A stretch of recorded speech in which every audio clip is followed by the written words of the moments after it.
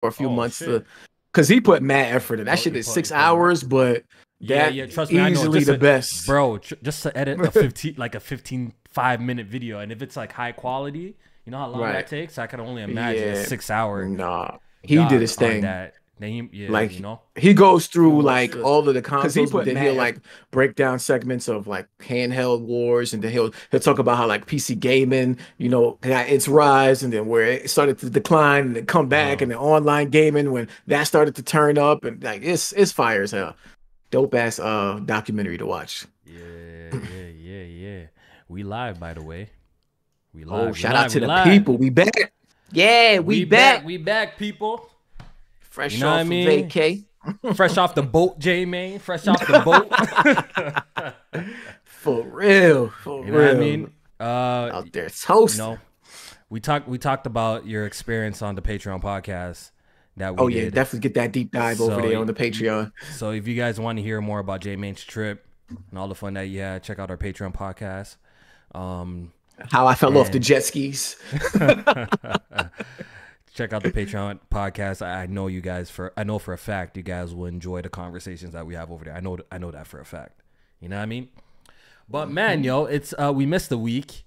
Yeah, hopefully some of y'all missed us a little bit, but I'm gonna go ahead and shout out some of the chat. I want to shout out all our channel members first of all. I appreciate it.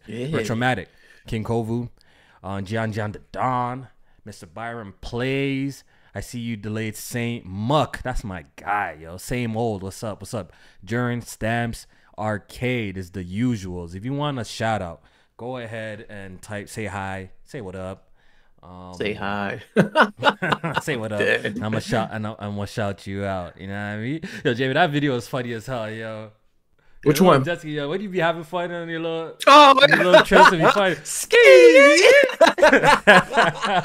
Yo, Jack I was drunk as fuck in that video because like they had the I not told y'all on the Patreon, but they had like the pineapple drinks. I think it was like either $20 or $40 for unlimited for the day. Boy, I was like 5 or 6 pineapple drinks deep, and they feel when I'm telling you that shit is like 75% alcohol and like 25% juice. By the time I got on the jet ski, boy, I was going. That's probably why I fell off that motherfucker. I was on Twitter. Yeah, Jack called me a bad bitch and shit. He said Jmaine really a baddie. Yeah, I know. It looked like honestly, I haven't read a jet ski in a hot minute, but that shit looked a lot of fun. Nah. Yeah, I need to get back on the jet ski real soon. Real talk, real I had that shit to the max, like 60 miles per hour on the jet ski, dog. Yeah, definitely. So yeah, we told a whole bunch of stories on the Patreon pod. We talked about current events that's happened, told a whole lot of jokes, had a whole lot of funny conversations. I know for a fact y'all enjoy it. So if you want to support me and Jmaine, further, join our Patreon. We got 36 now. The Patreon's been up for almost 3 weeks now, so that's pretty dope. I appreciate everyone who's been supporting that so far. And yeah, man, a lot of extra content coming that way, as well as more giveaways and flash shit. So definitely check that out. The link is in the description below. But welcome to another episode of Good Gaming. Good Gaming episode 4. Why do I feel like I got the number wrong? Why do I feel like it's 43? 42. Is it 42? Hold up. Or is it 43? I don't know. I don't know, bro. I was just looking at this shit because I wanted to see. You see, I wrote it wrong. You know what I did? I did the thumbnail right. Yeah. But I wrote it in the title wrong. It's episode 43. It's episode 40. It is. Oh, what the title say? 40. I think I say 42. I put 42. Yeah. You did. Yes, sir. We're gonna crack that. But welcome. It's your boy Kofi. We got Jmaine here. The best co-host in town. If you're new watching, go ahead and let us know in the comment section below what you thought of the podcast and stuff like that. We always like to hear from first time listeners. We appreciate y'all, and subscribe. Stick around for more extra content. Jmaine, there's been a lot of news topics and stuff that happened since we've been gone. Last week, a lot of interesting things to discuss. But before we get into that, we just want to what games you been playing, man? I just want to know, man. What you been up to? What you been playing lately? Yeah, since I've been back, I definitely dove straight back into Final Fantasy 16. Yes, sir. I should be finishing that up actually this weekend, so definitely getting close to the end. So how I feel about the game right now, and I don't know if you might have heard this from somebody else, but Yeah. it's definitely ringing true to me. This Mhm. game has some very high highs and some That's what I fucking said. That's what I very low said. Yo, lows. I Like, swear to God, I said that in my impressions video, like slash kind of yeah, review. I said the exact same thing, bro. The highs are yeah, high, bro. the lows are low in the Like game. it Yeah, is. I guess that's a pacing issue you could say yeah, because like it'll go to a moment where you just did some off the wall wild shit and some yeah. crazy happened in the story, and then like for the next few missions, it's like, come on, dog. Y- Like at that point, it's like some of the missions, the main missions after that, be like this is like a side mission, and then the side missions, holy, oh my god, like You're the literally saying exactly what I said in my video. yeah, Exactly what I said in my video. Exactly. yeah, And I even pointed out like, yo, can you imagine if they just straight up committed to making this game like a straight up like action game and took out kind of the RPG tropes or like the mechanics that quote unquote that the like little that's in the little the little that's in there like the right. make it maybe a linear experience, cut it down. It would be a super sick ass action game if you just put all the highlights in it and made it like a 15-hour game. You know what Yeah, I'm because saying? the open areas are trash. Like Yeah, because there's those nothing shits are really to do garbage. Yeah, outside of it's doing the hunts. Running around doing the yeah, hunts and stuff. There's that nothing else shit to do. is no bueno. I'm still disappointed in how they handled the combat and like the weaknesses and stuff like that, and the status effects and all of that. Like you could just you kind of can just mindlessly like run through this game combat wise. Like some of the boss fights require a little bit of strategy, but Not really. nothing that's gonna Not have you. really. I'm gonna The be goal honest is with just you. stagger. I The haven't goal is just died. stagger, bro. I That's all haven't your died goal yet. is. I haven't died. Like I Yeah. haven't. Oh, actually no. I died once, and it was because I was hunting one of those like side monsters, and Yeah. he did some crazy ass One move, and I shot. got trapped in it, and it one Yeah. shotted me. That's the only way I'm dying in this game is if something Yeah. one shots me. But I have Yeah. not died. Like it's not even possible for me to die. Like, I don't even be using potions. Like it's Yeah. not possible. Like you Like just spam all of yeah. that fucking the power shit. It's like That's what come I'm on, saying. dog. The whole premise of the game in terms of strategy is use your arsenal, your different dominant abilities. Yeah, from what I Right. remember they're called, and just find a Yeah. combination where you stagger the quickest. You Icon. do the ultimate icons. Yeah, Yeah. that's what it's called. Yeah, and icon abilities, and you just you try to stagger your opponent as quickly as possible to deal as much damage. That's where Right. honestly, but I love the story though. the Like story I is really great. am Exactly. That's what I was enjoying about to say. The story is fire. the main The story is fire. characters and stuff like that. I Fire. really like what's going on. It actually Fire. kind of gives me Kingdom Hearts vibes a little bit so far. Oh yeah. I ain't gonna lie. Like, yeah, like I don't want to say nothing like to spoil it, but Yeah. niggas in the black trench coats and shit like that. Like that definitely giving me some Kingdom Hearts vibes going on with Yeah. the story. But I'm telling you, I'm gonna bro. finish it up, see how that shit ends out, and if I expect to get some more icon ability. I mean, yeah, icon abilities and stuff like Yeah. that. But it's cool. It's cool so Yeah. far. It's a good game. Yeah, I'm telling you, bro. If they cut that shit down short to a 15-hour game, it would be like way better, like Yeah. way better. No, I mean, but they should have just went in all in. But that's dope, man. That's all you've been playing since you got back. Yeah. I'm trying to knock that out, get that done This prior year. to Mm-hmm. some other things coming out that I want to, Mm-hmm. get to before, especially like before Alan Wake 2 comes out. I want to get to Alan Wake 1, and then there's a couple other games that I got to finish up from earlier in the year. So Yeah. This year has been a very interesting year for me in terms of games I'm playing. This year's a great year for gaming. Had a lot. Cheers, definitely a great game. Yeah, great year for gaming. But I've been playing a whole lot of old shit too. You know what I'm saying? I've been playing like a lot of games I already done beat too. I've been finding the time. So I recently Hold on, I replayed. thought this was one of the best gaming years ever. Hey man, You playing old shit? I'm doing extra gaming, I guess. But I recently ran through Okay. Ghost of Tsushima and got the platinum. Somebody My said your mic mic is is low. lower compared to mine. It might be a Mic OBS check, thing mic because check. you sound fine to me. Yeah. I'm gonna turn it up a little bit more, but hopefully I'm not too loud. You know what I'm saying? Hopefully I'm not too loud. But I've been playing a lot of old shit, man. I replayed Ghost of Tsushima. Oh, word. Yeah. This the your first time director's cut. replaying it? This is my first time doing a second playthrough. So I did a second playthrough of Ghost Okay. of Tsushima. Yeah. And, after playing the game again, I enjoyed it the first time. I enjoyed it. Okay. The second time, it's fun, but I also went for the platinum again on my Jack Move account. You know what I'm saying? Oh, With the okay, director's cut. okay. So I re-platinumed the game again on a different account though, right? Damn. And let me tell you something. Them side missions, they really need to cut a lot of that shit out in the sequel, or at least mix it up. By the time you get to your 10th fox, chasing the fox around the 10th time, that should get boring. It gets boring, bro. It really does. By the time that you're looking for your 10th, 15th hot spring, it's a little dry, bro. Like, just to see his ass all up in the camera before he get in the water and shit. I'm like, bro, like I'm not trying to see the cheeks for 15 times, bro. By the time the bamboo strikes was fun, I'll give it to you because at least it mixes up, and gives you a little bit of a challenge. It's a little challenge, right? Each bamboo strike is a little bit different, right? But a lot of the open world stuff that you do in Ghost of Tsushima is very, very chorish, mundane, repetitive, and I'm hoping for the sequel they mix it up. I will say though, I'm mighty impressed by the side quests in Ghost of Tsushima. I like the storylines that they do for the side quests. On another side note, why isn't there the ability to skip cutscenes in that game? You can't skip cutscenes in that game, Jmaine. Even in the director's cut, you couldn't even. I couldn't skip cutscenes. Interesting. I couldn't skip cutscenes, and I thought that was a little bit, like, yo, bro, like, I know I already played the game again. I played it before, like, this is my second time playing it. Like, if I want to skip a little cutscene to speed this up a little bit, but they make you watch the whole damn thing.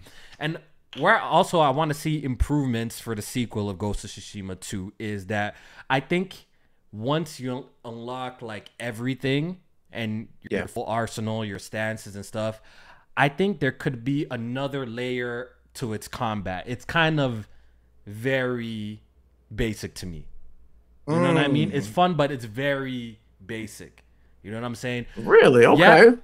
Yeah, there's advantages of using the different stances on your different enemies. You use, obviously, the main stance for the big guys. But at the same time, you still could, like, whatever stance to kill whatever anybody. You know what I mean? There's advantages to stagger them and break their guard. Okay. But I feel like they could do more with the combat in this game.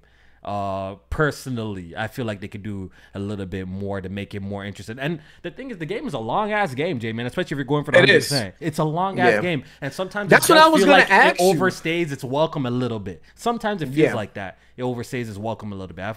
So I don't know. That's just my personal. How much? I was gonna ask real after playing this second time. So how much of the the open world activities, I'm gonna call them, how much of that, like, repetition and getting boring, stand out because you were hunting the platinum? Like, how much of it was that, or how much was it, like, did you feel that way just playing it again, or was it because you were hunting the platinum? Because I know I felt like that with, like, Spider-Man, like, that shit, all that shit stands out 10 times more when you hunt the platinum, because you have to do that shit over and over. But you know what? Like, I've played games where I had to get the platinum where things are what's it called? Or like getting the platinum is fun. You know what I'm saying? And it feel like chores. There's games that definitely making, like, yo, when you get the 100%, it's a good time. You know what I mean? Like, they obviously old trophies definitely used to do that better. You know what I'm saying? Exactly. Yeah. Like, there's games out there that exist that, they're made for people that do get the 100%, and it's a good time all the way through. I feel like this game could do a little bit better with that, with its repetition and stuff like that. Like, I think it could do a little better. But I still enjoyed it. I still had a lot of fun. Knowing me, since I just played this again, the PC version probably about to drop like next month. Knowing me, I feel like I don't know, like that should be priority though. Like that game right there, I think it's coming. I think it's inevitable. Beautiful on PC too. I think it's inevitable. Am I gonna play it a third time? Most likely not. Most likely not. No, benchmark that motherfucker. I think I'm about to. PlayStation's about to send it to me. I'm about to benchmark it, make a video for you guys a little bit, talking about the changes, and I'm just gonna give you guys an impressions video. I'm not going to. I don't think I'm gonna play the game a third time. I don't think it warrants. To be honest, I don't think the game is good enough that it warrants a third playthrough. Personally, third playthrough. Second is the most. See, a game like Sekiro. If I play any game second time. A game like Sekiro, Jmaine, I played Sekiro. Yo, you could even go ahead and count the dates for the achievements. And I played Sekiro at least 5-6 times. 6 times. Damn. I don't know how y'all do Sekiro. But the thing is, like, what's there? It's so good, bro. What's there is so good in Sekiro, man. It's honestly, when I really be thinking about it, it's easily one of the greatest games I've ever played in my personal gaming journey. since I've been playing games. It's one of the best games I've ever played. No, it's definitely amazing. Like ain't no denying that. It's so fluid. The combat is just so satisfying. It's so satisfying. But yeah, so I got the platinum in that, and recently I started Uncharted Drake's Fortune again. This is like the fourth time I'm playing this game, by the way. Drake's Fortune. That's the first one. The very first one. Oh my god, that game is aged. Oh, that game is aged so bad, bro. Oh my god, that game is aged so bad. Oh, when I played that the remaster, I was like, oh nah, we god, good on that this. game is aged so bad. That's what they should have remade instead of that Last of Us Part 1. Uncharted 1 needed that bro. fucking remake treatment. Oh, we that. That game is aged so bad, bro. Oh my god, man. Some games really hold like Uncharted 2, I'm sure it's still a blast to play because they just really took it up to the next level with that game. But Uncharted 1, god damn. They definitely updated the shooting mechanics and stuff like that. The aiming is just horrible. It's horrible. And I'm playing on Crushing. I'm playing on Crushing. Oh no, that's not a good time. I feel like there's something weird going on with like when you move the stick to aim, right? Like it's not a smooth transition. Like it kind of like jumps. And when you go into the settings to kind of adjust your like aim and settings, there's nothing there, bro. There's like sensitivity and that's it, bro. Like I'm like, oh my god. You probably talk about like acceleration and shit like that. Yeah, I think something's weird going on with that. It's weird because like it's so weird to line up headshots on the controller with that. Like it's so strange. But I'm playing through that again. I'm running through it. I'm pretty much halfway. Are you going through the whole franchise again, or I think I'm gonna go through the whole franchise on my Jack Move account. Word to Jack. Okay. Jack Move account and get the platinums on I still hold Uncharted 1 high in the franchise just because of I remember when that twist had. A lot of people didn't like the twist in the game, but that shit actually had me hyped because I like high sci-fi and high fantasy type stuff. Remind me. Like what with like the monsters and shit. That's what you're talking about. Like, the end of the game? I like I like that part where the people like the series besides Uncharted 4, the series always had like a magical like you know what I mean element fantasy twist to it. Yeah, I think only with Uncharted 3. They kept it grounded. They did it like they did. Right, they kept it super grounded. Which I was a little bit disappointed in that because I felt like that was a nice thing that made the Uncharted franchise like different from like a Tomb Raider. Like it was because it had those type of twists going on in it, and it wasn't just this treasure hunter that's going on this hunt, and that's it. And it's like some personal. Tomb Raider had the whole little mystical element to it too, Jmaine. Did it? I don't remember. It did, bro. You don't remember Tomb Raider? Even Rise of the Tomb Raider with like the samurais and these like dead. They had some mystical shit to it. That shit too. Was that was like all supernatural too, bro? I'm telling you, Tomb Raider has supernatural elements in the game too, bro. It has. Oh, it has. Maybe I forgot. It's been a while. I forgot. It's been a while, but yeah, Uncharted 1 hasn't aged the greatest. But hey, I'm running through it the same way. I'm gonna run through Uncharted 2 and 3. Finish that up eventually, but honestly, I'm kind of wasting time until like Armored Core 6 comes out. I'm wasting a little what's bit the release date on that? I believe it's coming out like the 24th or 25th. I might be a this little month? bit off. Yeah, this month though. So that's the next game I do want to check out. I've never played an Armored Core game before. I've always heard about the franchise and people talk about it. But it seems like from everything I've been seeing with this specific iteration, it seems like something that I would actually try. Big ass mech boss battles and. It looks pretty cool. A lot of customization. It looks interesting. That's something I would definitely want to give it a try. And From Software's track record has been incredible. Has been absolutely incredible. So I'm definitely gonna give Armored Core 6 a try and see if I rock with it or not. You seen that shit on Twitter where the dude was like he said he's looking forward to Armored Core and he's excited about it, but he was coming at From Software for like their engine graphics. Like it was disappointing. The way Armored Core look at everybody killed this. You know what? I think that's honestly a fair critic. Granted, I think when it comes to artistic style and design, From Software is amazing to me. I don't care what nobody says. But when it comes to like super like graphical fidelity and stuff like that, they're definitely behind the curve compared to like a lot of games that we've seen. But their games to me typically never. Maybe the textures of some areas don't look crazy, but I feel like the world and like it compensates for that. You know what I'm saying? Like the design of the enemies, the world, the lore, the art style is fire. It's fire. From Dark Souls, I recently, played that and beat it. From Elden Ring, all like from Bloodborne too, right? Like just aesthetically, the game is pleasing, but it's not like the most like super high quality graphical game that I've ever played. So I think they compensate You know what I mean? For that, they compensate for They that. they could do better. They could do better. They could use an upgrade on that.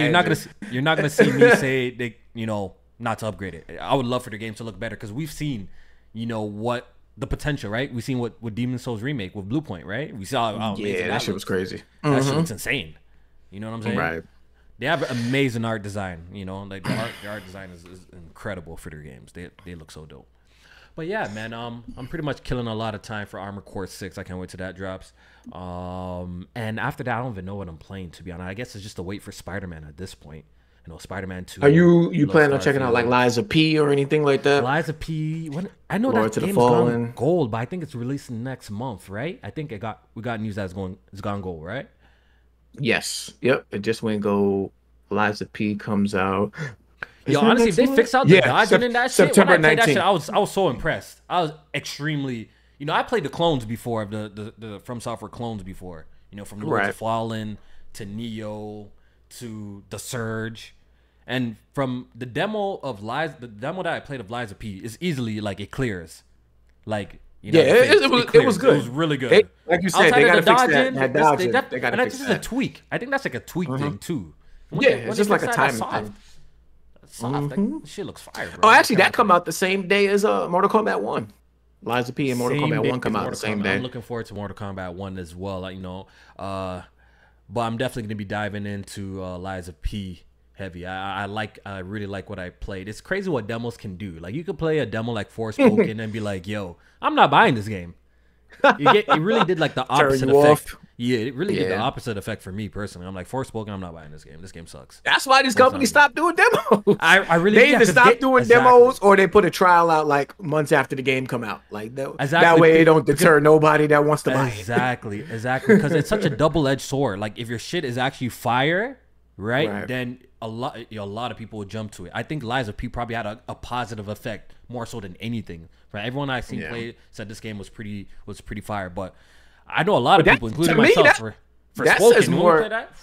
We're like, I liked Forspoken demo though. Actually, I think this Forspoken demo spoiled my experience because I spent so much time in it. When I got the actual game, it was like more the same. Damn, it was more the same. So I was like, fuck. I burnt myself out and got it.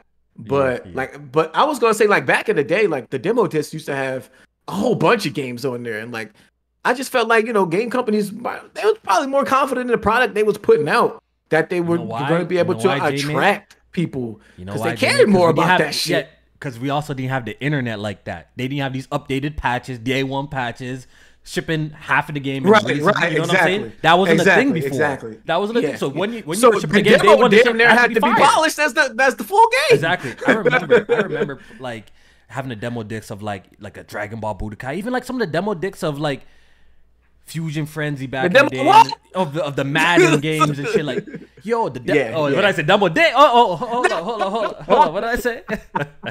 Demo disc. I always fuck up the disc. I always say dicks or some shit like that. I always fuck up that shit. Pause.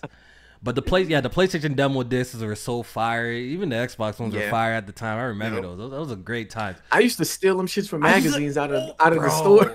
Bro, I used to do the same. Like the new magazine came in, slide into the store. The same thing. Pull up to the middle of the magazine, slide that shit right out. Peel it open. I'm out of here, bro.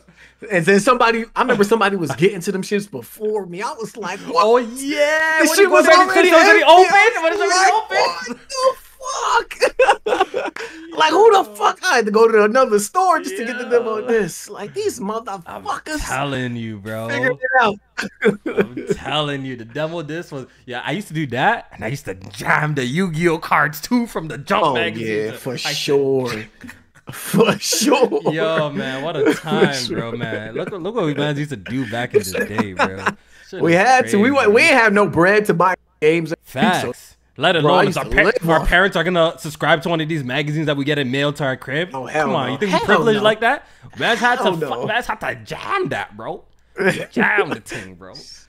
A monthly subscription. monthly subscription. You had to pay monthly to get the hell out my face. Yeah, anyhow, I told my pops that. And he would beat my ass, tell me to go read a book or some shit. Like, you know what I mean? First of all, we was only getting games on like birthdays and holidays. Facts. Talk about a monthly subscription. I wouldn't be the gamer I am today if it wasn't for my two older brothers. I'm so fortunate I had older brothers.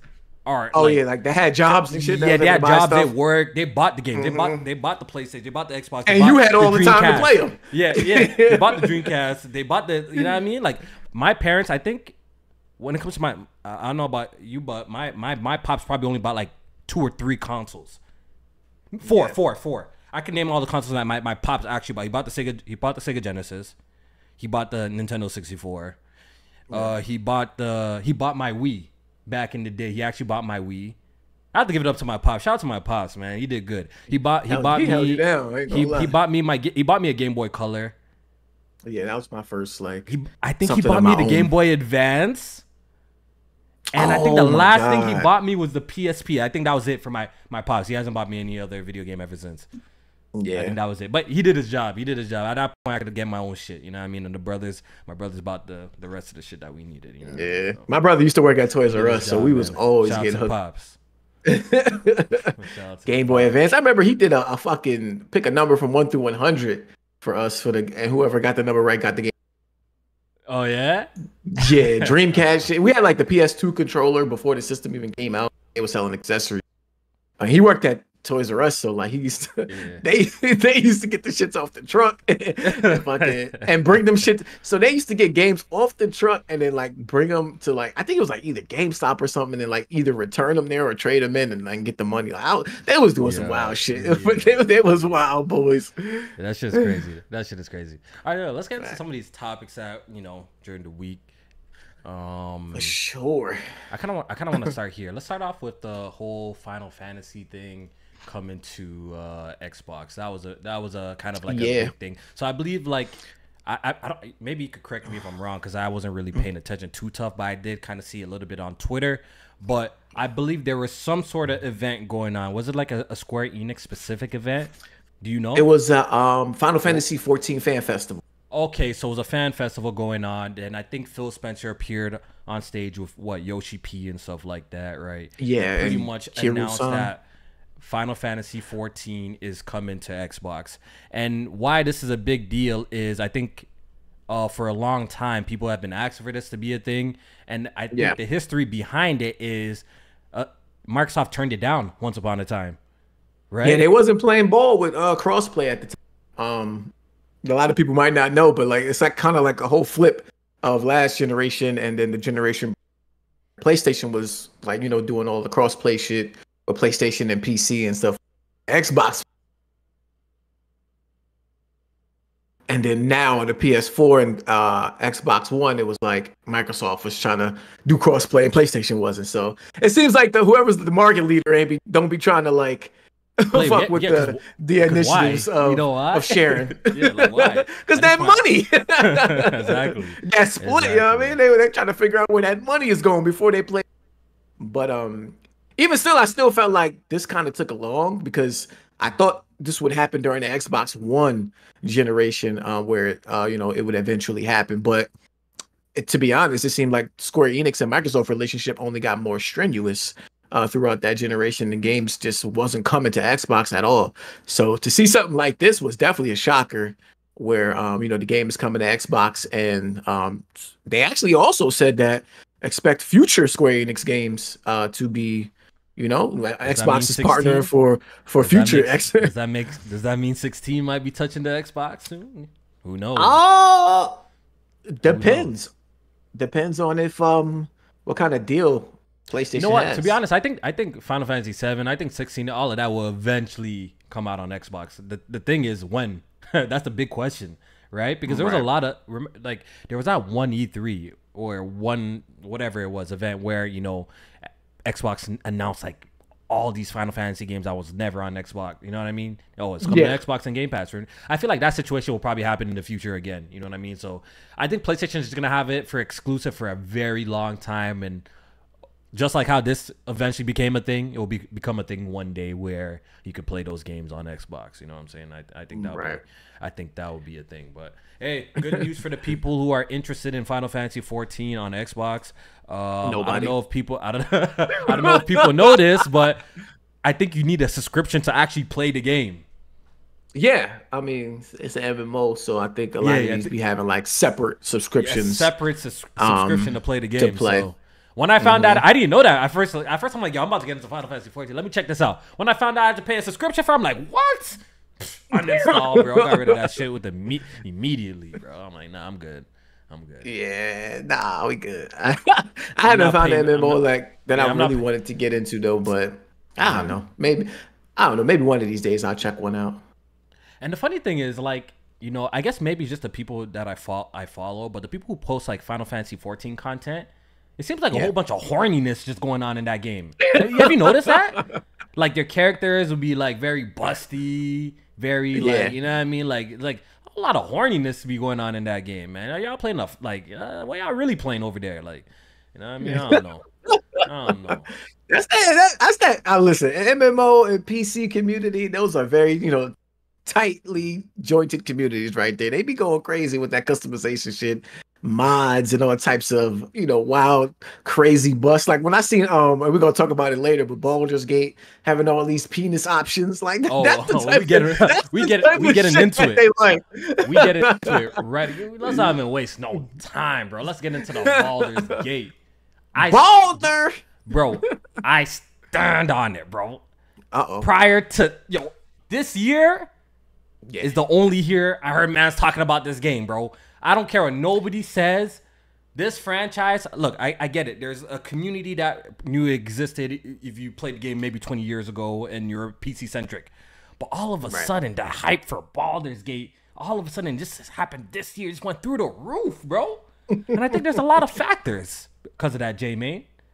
Yeah. And I can't even lie. I think it not releasing on Xbox, at least with the console player side, is a big factor. And I think it launching the same day as Starfield is a big factor why a certain demographic, at least on the small world community in Twitter, is kind of gassing it. And they damn well know they ain't beating this game because this game is a PC game, like a PPC game, bro. A PPC game.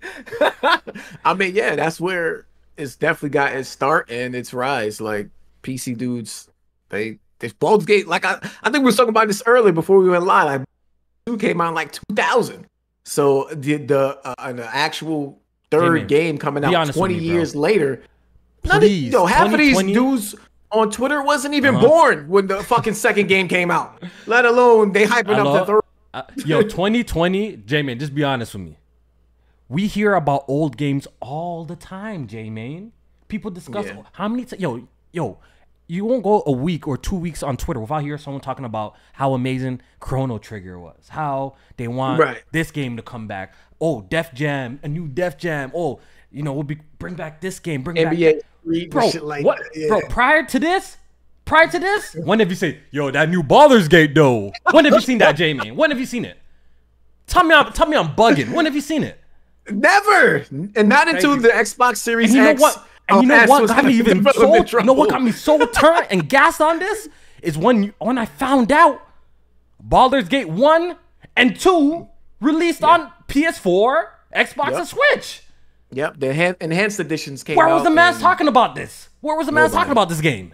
Nobody. And then this version, this game has been early access PC. Still didn't hear about it. This community talking about it. Nobody. But out of nowhere, boom! All of a sudden, now it's rising up on the PlayStation charts. I think it's like game. Like motherfuckers is lying. They lying to themselves right now. Listen, listen. If you're excited for Baldur's Gate, I'm not trying to like deter you or anything. Like, of course, enjoy the game, bro. It looks like for the type of game that it is, it's sensational, right? It's sensational. The critics so far love it. People who are playing it absolutely love it. I'm just strictly talking about like the hype where it just came out of nowhere. And I'm not mad at it, but I just feel in my heart that a lot of people capping about this. Yeah. You know what I mean? A lot of console dudes. I know there's some people that are genuinely excited to play this game for sure. But I know a lot of people capping. I know. Yeah, if you're a PC gamer, I definitely get it. Larian Studios, they made the Divinity games, original Sin 2. So they have history with the. I heard of that franchise. I've heard of that franchise too. Yeah, I don't play that type of game, and I heard of that franchise. Right. So, but the PlayStation guys, y'all gotta chill. Yo, all I Shit. gotta say for the people who love checking trophies and achievements, I'm Oh, very, this gonna be very. one to check. This is the one to check, guys. This is the one. This is definitely the one to check. They say that you cutting in and out a little bit, but yeah, Loki doesn't be a problem for us. Maybe I should change the server because Oh yeah, I'm gonna leave too, but yeah, change that. I'm gonna leave and come back. Maybe I could change the server and see if it would help with the situation. Real quick. But guys, man, y'all in the chat. Who's playing Baldur's Gate 3? You know what I mean? Who's playing Baldur's Gate 3? You didn't even change the server in this shit. All right, I'm back. Mic check out. Let me know how I'm sounding. Hopefully, I'm coming clear. Yeah, you're good. I don't even know how to work this. I don't even know how to work this shit. Sound. Like, who in the chat is actually playing Baldur's Gate 3 on PC currently? Yeah. I'm curious. I ain't gonna front though. That player count on PC look bananas. Yeah, it's impressive. I think they got 800K concurrent players, which was very, very impressive. And early reviews is looking good. I think it's like 97 on Metacritic. 97, Jesus Christ, with 14 reviews. That's what I want to call out. I want to call that out. I want to call that out too, Jmaine, because I don't like how mans are so fake. Mans are so fake. Why are they comparing this game to other games when Zelda got like 10 times more reviews than this damn game? Listen, Zelda's reviews is way more impressive. It's way more impressive because think about it. Out of 96 and 140 reviews. Yeah, that's way, you can't even compare. Yo, you can't even compare. Mans were gassing this when they had 6 reviews, bro. They were going crazy when the draw had 6. I thought I was tripping. I'm like, no way. Listen, Metacritic is never the end all be all for somebody like me, but I understand its place in this community. And for them to be hyping up this score at 16, 17 reviews, like, cool. Be happy that the game is reviewing well. But why is all these people coming out talking about, oh, it's higher than Zelda? No, it's not. At least wait to get 50 reviews. At least 50 reviews. At least 50. 50. Even when we do bets, right? Even when we do bets, that's the number that we usually be like, all right, that's probably going to be where it's going to stay at. 97 off of 17 reviews. I'm not ready to sit up here and like dethrone other games and give it the title for Metacritic Game of the Year. It's so funny watching people flip flop just because of console wars and stuff like that, bro. It's so funny watching dudes flip because let this be like an Xbox game with like 3 reviews and sitting at a 90. Mans would be frying people gassing that 90. They would be frying them. That's a fact. They would be frying them. But now I'm seeing certain mans in the community, PlayStation centric, gassing a score when it had 6. Jmaine, when the joint had 6, they were parading that around. What's going on here, bro? Man, that's crazy, bro. They grasp it, dog. Grasp it. It's kind of sad. To me, all these mans are the same. You know what I mean? It's just when their favorite company does it, then it's okay. All these mans are the fucking same, bro. But once again, I'm sure Baldur's Gate is, I'm not trying to take anything away from this game. I'm sure the game is fantastic. If you enjoy Dungeons and Dragons and stuff like that, this is probably up your lane. The customization of the game and the graphics look really cool. Am I going to play it? Eventually, but I'm not running out. I'm not running out to play this because I already know. You ain't playing that shit. First of all, from me just looking at the gameplay, it just doesn't look like my personal cup of tea. And I play PC-centric games. Like, I spend hours playing AoE. I've been playing AoE for like even just the past 2 days. I've been going crazy on AoE and stuff like that. So I play these PC-centric type of games. I like strategy games like, Fire Emblem. I played the Final Fantasy Tactics and shit before. You know what I'm saying? Right. So I don't mind those games that require you to think and stuff like this and have, that are a little bit slower pace or role playing. But I'm just not super convinced yet for Baldur's Gate 3 for me to jump out and cop it for $70. Sorry. Maybe if at a discount, I'm gonna check it out. At a discount, I might check it out, see if I like it or not. I'm good. I tried to watch like a 16-minute impression / review, and it just looked boring to me. Nah, and it ain't like the turn-based or even RPG elements. I like RPGs. I like turn-based games. I like turn-based. It just didn't appeal to me. So yeah, I'm good. Maybe if yeah, I ain't even gonna try and sit up here and lie. I ain't gonna check it out. At a discount, At a discount, I'm gonna look at it. At a discount, and on PC on a discount, I'm gonna look at it. I do see that it has multiple perspectives. I think that you could play it from whether it's like more of the top down or a little bit over the shoulder. Over the shoulder style, yeah. But for a game like this, you gotta play like the asymmetrical style, bro. I don't. Over the shoulder just looks weird for the style of gameplay that it is. I don't know why you. It didn't look too bad to me. It didn't look too bad to me. Nah, I didn't. Shit, you know how I feel about the third person over the shoulder. That's my shit. So if anything, that would be the way I would play it. Template. If I was template. If I was to play it, but it just didn't. It didn't pull me in. Yeah. It didn't. Pull Baldur's Gate 3, man. Yeah, if you playing to have fun, the people who are extra capping for it damn well know you ain't gonna beat the game. Just cut it out. Taiwo, he sent a $5 super chat. He said thanks for Gran Turismo 7. No problem. I'm gonna give you guys a tracking information tomorrow when I ship it out on Friday. Shout out to the 3 people who wanted to give away of the Gran Turismo copies that I got at the PlayStation event. Shout out to y'all. Once again, check out our Patreon if you guys want some exclusive content, extra podcasts, dope giveaways. Check out the Good Game in Patreon. The link is in the description below. Support me and Jmaine. So Jmaine, we could break off Jmaine some. You know what I mean? Support us, man. Support us. Could finally build this new PC. Thanks to y'all, man. Appreciate it. All right, yo. What else is on the docket? Now, before we leave the Baldur's Gate, though, I do think that this will be in the running at the Game Awards for a nominee for the game of the year. I think this one. I think it's gonna make it too. I think it's gonna make it. It checks all the puzzles. People are saying because it's like an RPG game, it's not gonna make it and get like. I've seen people people make the argument that there's other PC games that have scored really well like this that are like this that didn't make the cut, but they just left it for the RPG conversation category. Around Baldur's Gate 3 why. Exactly. It's definitely different than those other games because you got people saying, like when you start hearing shit like, this is what it is to be a video game, like those type of comments from people, that's when you know like it's penetrating the industry in a different way. When people start talking like that, I hate that fucking comment though. Like when people start, this is what it is to be a video game. Like shut the fuck up. Fuck died and made you the fucking the police on what's a video game. Shut up. But when you start hearing shit like that, that's when you know a game is like having a certain type of impact on a community, on the gaming community like that. So a lot of people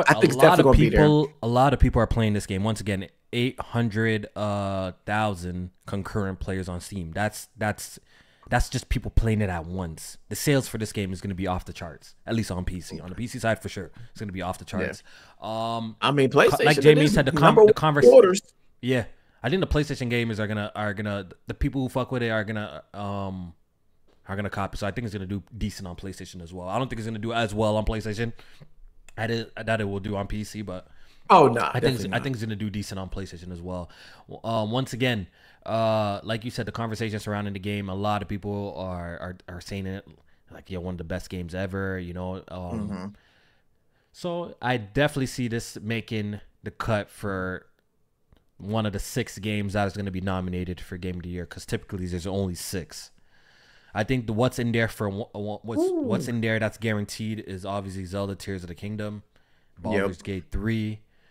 What? My Resident Evil 4. This honestly, Baldur's Gate 3 might have kicked that out. It might have kicked it out. At first, I was thinking Resident Evil 4 remake was 100% going to be in there, but I didn't suspect a game like this to come out and have this kind of reception. So I'm thinking Resident Evil 4 remake might be kicked out of the conversation.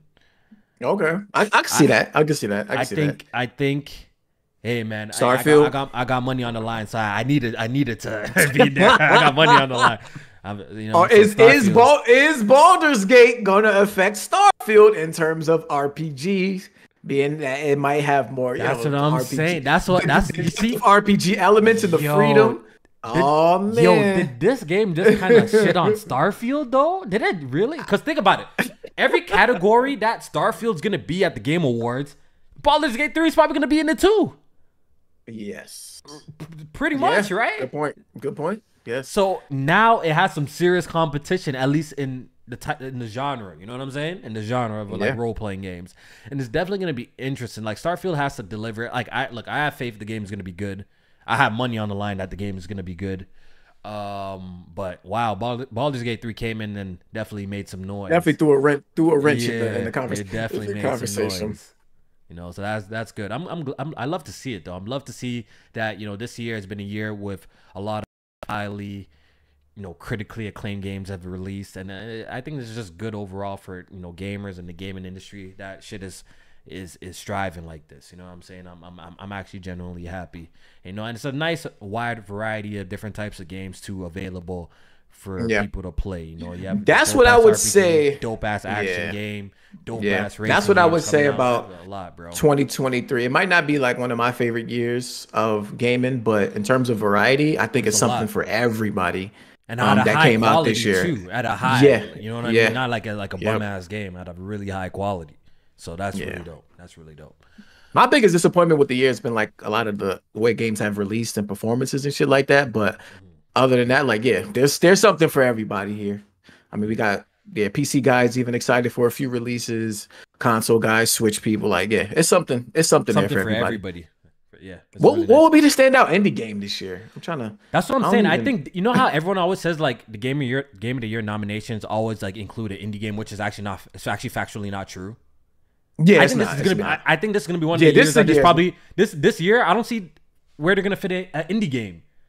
Yeah. Like I know Hi-Fi Rush, but I don't see that making. I don't know. No way. These other games. See, Hi-Fi Rush is a cool game, but look what's out, bro. It's too much competition outside for Hi-Fi Rush to be nominated for Game of the Year. It's way too much competition outside. No way. And then all these fighting games, and that's the thing. Like all these fighting games are like looking to be great or are great, but they might not even make like Game of the Year because they just, you know, that's just kind of how the way it goes. People are even saying Street Fighter 6 should get a nomination, but I don't like maybe in a year that was slower, I could see it, right? But not this year. Not this year. I don't see it. I don't see it at all. So hold on. I'm trying to think what would be the sixth then? Okay, we got. All right, let's just say Baldur's Gate 3, Starfield, Tears of the Kingdom. Are we putting Spider-Man 2 in there? I would put Spider-Man 2 in there. I'm thinking. Look, I'm gonna think Spider-Man 2 is gonna make the cut. I think it's gonna make it, even though I don't think it's gonna. I would love to be wrong. I don't think it's gonna reach that initially 90 must play badge, at least on the Metacritics. I have a feeling that's gonna be close, like 88, 89. I mean, it don't have to be a 90 to be nominated, but it is a strong year. But it's a strong year full of 90s, though. You know what I'm saying? It's a good full of 90 games, bro. What about? Did Diablo hit 90? I don't know. I don't remember what Diablo 4 hit. I don't think that so. was a. I think it was close. Diablo 4 was an 88, so that was was close. It's a 90. No, it's not even. Yeah, it's 88. What else? So maybe you're right. It could slide through, even Final Fantasy 16. I don't think it's getting in there. I don't think that. No. They bugging. I don't think Final Fantasy 16 is making it the cut. I'm sorry to tell you. I don't think. I like the game a lot. Got the platinum, but I don't think it's making the cut for Game of the Year. I think the year is way too strong for that, bro. And there's just too much shit has come out that's, you know, that stand out more, to be honest. Yeah. You know? It's going to be, honestly, I would say this year's Game Awards is probably going to be one of the most interesting Game Awards that we have had in a really long time. I think we all can agree there. You know what I'm saying? Yeah. It's going to be a lot of people like, surprised. Yeah, a lot of teams. At some of the nominees. The Nintendo camps. We got the PlayStation camp. We got like every camp got their game too.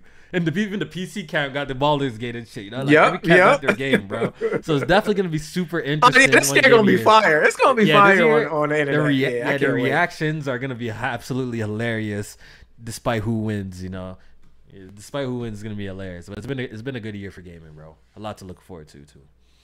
They could damn near make a whole new category for remasters and remakes this year. God damn. Low-key, they should start doing that. If they keep on doing all these remasters, like yearly remasters, low-key, we need a category for like best remake. Yeah. They could probably call it like best reintroduction or some shit like that.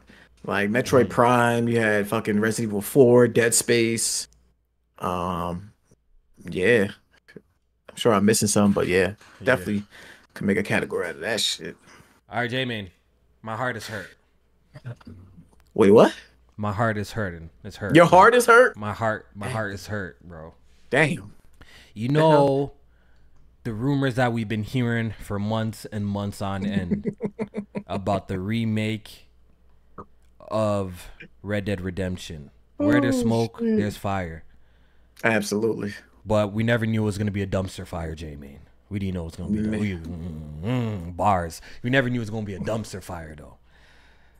Red Dead Redemption has been revealed to be a PlayStation 4 and Nintendo Switch port, people. Hold on. I haven't used a soundboard all day. Stupid! Get the fuck out of here!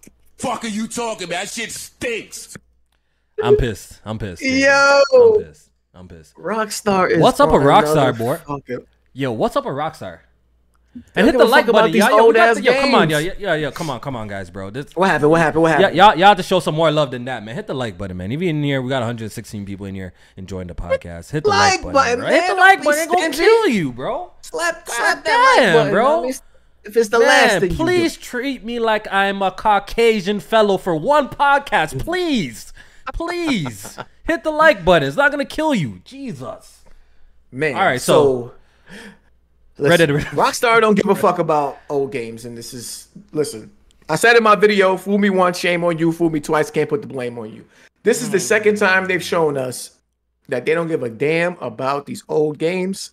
So why even bother even bringing them out? I feel like the effort is even worse. Like the GTA games that came out. At least they tried something, even though it's shit, but they tried something. Yeah, they tried to make it a little bit more modern, but you know they failed epically at it, and it launched horribly. I don't know the state of it now. I'm sure it's not too much better, but this is even worse. I mean, we kind of did let the rumors hype us up, but even still, like even if no rumors ever came out and this was just the announcement, that still is crazy. That's still a wild disappointment for them to bring back Red Dead Redemption and it only be for PS4 and Nintendo Switch. The Switch is Loki. The Switch got the W here. Out of everybody. They really did. Loki the Switch got the W. Other than that price, I still don't agree with that price. Even though it's the first time it's been on like a Nintendo platform, I still don't agree with that price. And they talk about it as justified. Hell fucking no. $50 is way too much for this port. But I just don't understand why this isn't, for one, coming to PC. Because that's where this game really needs to be. That's where this game really needs to be. Why is this PC? Why is this fundamentally just a straight up cash grab? Like what did they really do? I saw side by side comparisons, and yes, it looks like it got like a resolution boost. That's about it. It looks like the resolution is just higher, and they just it's like better lighting and some resolution boost, texture filter, and stuff like that. Yeah. The minor shit. Basic emulation. Like if you get an emulator and you just select some shit to make your shit look better. Yeah. You know what I'm saying? That's all they pretty much did. Absolutely. You know what I'm saying? Like they did. And dude from the port studio, I forget the damn name of the port studio, but he came out talking about how excited he is to be working on this. Listen, read the room. Read the fucking room. Read the room. Get out of here. Read the room. Don't nobody give a fuck about this. Well, they shouldn't give a fuck about this port. Like, I hope y'all don't buy this, man. I'm not supporting this. I'm already have a copy. Hey, man, I already have a copy of the game and via backwards compatibility on the other guy's console. So. Oh yeah. So if you had, that's how I played it. Like, if you have the 360 copy on Xbox, even on Xbox One X, it was 4K native. And then it had some improvements with texture filtering and stuff like that. Minor stuff, but still was a nice way to play, especially if it's like your first time. 30 FPS, of course, isn't ideal, but it was cool. But for this, Rockstar and these ports are still 30 FPS. Like maybe the Switch, okay, maybe. Wait, the PS4 Pro version is not 60? No, it's 30 FPS. They're lazy as hell, bro. They're lazy as hell. It's 30 FPS. All I know is Grand Theft Auto 6 got to be the greatest game I've ever fucking played in my life. The way Rockstar moving right now, GTA 6 got to be the greatest game I've ever played in my entire life. Which I do have some faith that they about to cook, though. I do have some faith. I got a video coming out about GTA low-key, the next GTA, about what I would like to see. I think they're going to cook, but y'all better not do no bullshit, though, with GTA 6. Because the way y'all moving with these ports, I'm not liking it. I feel like if all of these remasters were supposed to be much bigger deals than what they were. You know what I'm saying? Like the trilogy, This Red Dead, these are supposed to be much bigger deals because people hold these games to extremely high regard. You know what I'm saying? So at least do the port justice. At least port it to PS5. Like, you know what I mean? And the disrespect, like you said, y'all did the absolute bare minimum, and y'all charging 50 bones for this. Like, it's insane. $50. Insane. No fucking way. To be honest, nobody should really be supporting this, but people are getting that, so buy the shit. You know what I'm saying? Yeah, I'm gonna be paying attention to them charts. Like who are we fooling? People are gonna run around and buy the shit. You know what I mean? I don't know how this game's gonna perform on Switch, which I'm actually really curious about. I'm very, very curious about. Yeah, I'm very, very curious about the Switch sales, because I want to see if that is it true that audience will actually come out and support something like this. You know what I'm saying? I'm very curious to see the Is GTA 5 on the Switch? No. What about the trilogy? Yes, it is. And I actually I don't think I've seen any sales figures about that, to be honest. So I don't know. Maybe they were happy enough with those numbers to bring Red Dead Redemption to the Switch then. But yeah, I don't get it. I don't know. I don't like what I'm seeing here, bro. Especially how incredible Red Dead Redemption 2 was and looked. They could have done something special with this, bringing back this classic game, bro. Classic. Yeah. So, I don't know. If you never played Red Dead, then the best way to play it is on an Xbox One X or Series X if you have one, because you can get the 360 version for mad cheap. I think it's like $30 on the store. If you get it physical, I think it's even cheaper. I think I saw it for like $10 at GameStop. From that standpoint, okay, look. And after me just killing this game, but from that standpoint, see, maybe I feel like this because I've experienced this game already before. I already had played this. If you absolutely never played Red Dead Redemption, and you don't want to run out and go buy a new console to experience it, you don't got a PC to emulate it on PC, maybe $50 is still too much. That's still too much. I'm saying maybe wait for a discount. I think this is a game that as a gamer you should want to play. I'll at least get. You should definitely experience. You should experience this game. You know what I mean? And that's like the only circumstance where I say you got my thumbs up to support this game personally. If you never played it, you don't got no Xbox lying around. You don't. Got if you only got a PS4 or 5 or a Switch, if that's all you got, because I was about to say if you got a PC, you can emulate it. Emulate it. Yeah, that's what I'm saying. This is a game that you should play though. Like it is a classic. You know what I'm saying? That's all I'm saying. Yeah. But wait for a discount because Rockstar's they be mad disrespectful or buy a used or some. Just don't support this. Like we can't. We buy can't used or something or get it at a stupid discount, bro. Stupid discount. For like we can't. We can't support that, man. This is some bullshit right here. Like if you haven't played the game before, if you played the game before, y'all should put y'all foot down and be like, I'm not supporting this shit. It was bullshit. You know what I'm saying? Like I would have respected Rockstar more if they straight up and came out like, we don't give a fuck about bringing out these old ass games again. Like, if they would have told me that, I would have been cool with it. Like, all right, that's not what y'all trying to do, bro. It's a quick money play, bro. But to do this, Rockstar hasn't put out a game. They don't put out no games. Raining, that's even worse. They don't put out no games, so this is a way for they say, we put out a game, bro. They don't put out no fucking games, bro. Yeah, if it ain't, so DLC wise, it's GTA Online and nothing else. No games. And then for games, it got to be one of their marquee AAA titles. So Red Dead Redemption 2 or GTA 6. That's it. At this point, they don't put out no games. They don't put out. They don't make 5. Midnight Club no more. They don't do Manhunt. They don't put out no games no more, bro. Even the fucking what was that shit? The tabletop tennis. That game was fire, bro. That shit was hit. That shit was fire. Yo, Rockstar, make some games again, bro. Cut it out with only the GTA every 7 years or 8 years. Cut it out with that, bro. I know that brings out money.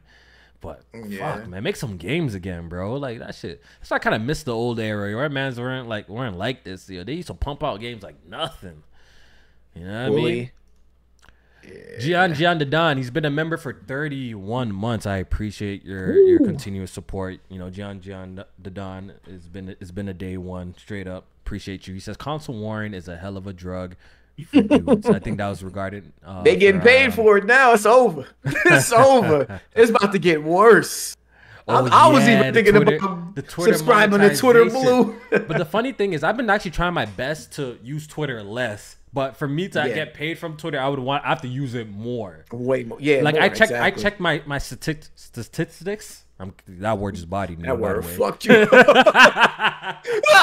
That word is bodied me. That word whooped your ass. Golly. Yo, I checked my shit, And in the last 21 days, I made 60 tweets. 60 tweets in 21 days. So I've been doing good. I've been trying to, not use Twitter as much. I mean, unless you make them 60 tweets all fucking clickbait.